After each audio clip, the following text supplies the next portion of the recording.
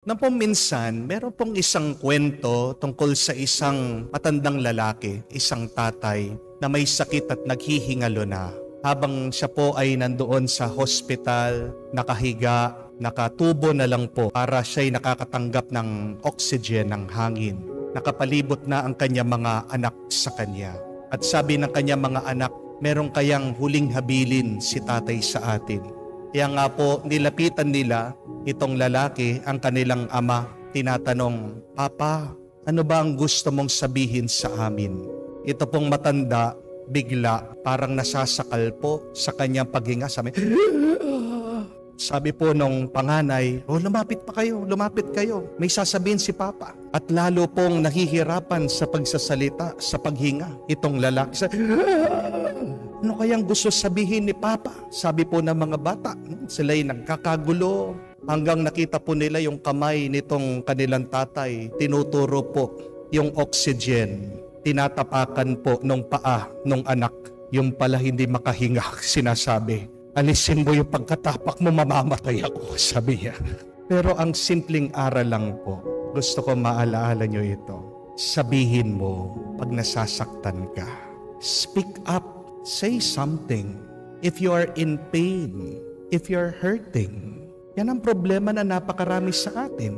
Meron tayong masamang nararamdaman, masama ang loob mo, nagagalit ka, naiinis ka. Ano ang ugali natin? Kinikimkim natin. At ano ang epekto nito? Nagdurusa ka.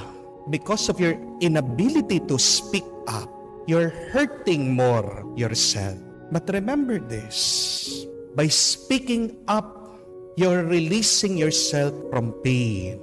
Marami dyan, nagpapatuloy yung sakit pagdurusa. Bakit? Hinahawakan pa rin yung sakit ng kanilang kalooban. Amen?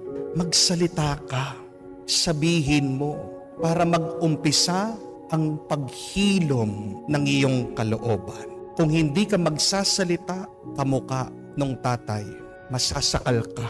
Lalo kang masasaktan, mamamatay ka. Hindi po ba ito ang halimbawa na pinakita sa atin ng Panginoon sa Ebanghelyo? Nagsalita ang Panginoon. Sinabi niya yung kanyang disappointments dito sa mga bayan na hindi naniwala sa kanya. Kahit na nagpakita ng himala ang ating Panginoon, ayaw pa rin nilang magbalik loob sa Diyos. Sinabi ng Panginoon, kawawa kayo. Sinabi ng Panginoon, kung nagpakita lang sa Sodoma at Gomora lang, nangyari itong mga himala, nagbago na sila. Pero kayo, nanatili pa rin kayong matigas ang ulo, matigas ang puso. Jesus spoken up his pain. He communicated his hurt, his disappointment. And we are invited to do so. Huwag mong hahayaan na nakatago yung iyong galit at sakit ng loob.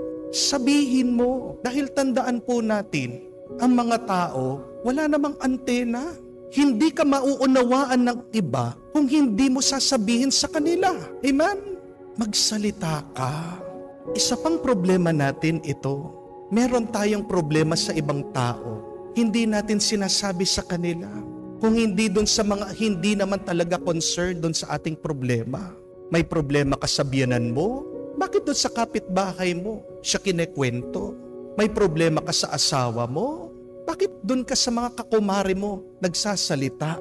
May problema ka sa mga katrabaho mo? Bakit doon ka sa asawa mo nagsusumbong? Tingnan niyo po kung anong ginawa ng ating Panginoon. Sino ba ang nakasakit ng kanyang kalooban? Sino ba ang mga hindi naniwala? Sila ang kanyang kinakausap. Hindi niya sinabi yung kanyang sakit ng loob sa kanyang mga apostoles, sa kanyang mga disipulos. Jesus spoken up directly to these people who have hurt his feelings. Sabihin mo dun sa tao na nakasakit ng iyong kalooban. Kahit na sa tingin mo na magagalit siya, ang mahalaga, pagkatapos mo magsalita, wala na yan sa iyong puso. Dahil pag nanatili yan sa iyong kalooban, magiging lason yan. Ikaw ang kawawa. Di po ba? At sana, pagkatapos mong sinabi dun sa tao, wag mo nang kukunin yung sakit ng loob at ibabalik ito sa iyong puso. Ang dami sa atin ganyan Pagkatapos mag-usap, hindi pa pala tapos yung problema. Bakit nagpapatuloy yung hidwaan? Kasi hindi mo pa inalis sa iyong kalooban. Pag sinabi mo na, ibig sabihin, nilinis mo na ito, inalis mo na ito sa iyong isip, puso. Hayaan mo na doon. Mag-move on ka na. Amen? Bakit napakahalaga na sabihin mo na sinaktan ka ng iba? Kasi pag hindi mo sinasabi, binibigyan mo sila ng kalayaan at ng permiso na pagpatuloy nila yung pagtrato sa iyo. Ano po ang kasabihan? Silence means yes. Di po ba? Pag wala kang sinasabi, ibig sabihin okay lang na tapak-tapakan kanila. Okay lang na abusuhin kanila. Okay lang na saktan kanila. Pero ang tanong ko sa inyo, okay lang ba talaga kayo? Okay ka lang ba talaga? Ayos lang ba talaga sa iyo na ginaganyan kanila? Kaya nga binigyan ka ng dila ng Panginoon para magsalita ka. Kung hindi sila titigil doon sa kanilang ginagawa, pagkatapos mo magsalita, hindi mo na problema yon. Amen? Problema na nila yon. At kanino sila mananagot? Sa Diyos. Pero sesermonan ka ng Diyos kung hindi ka magsasalita.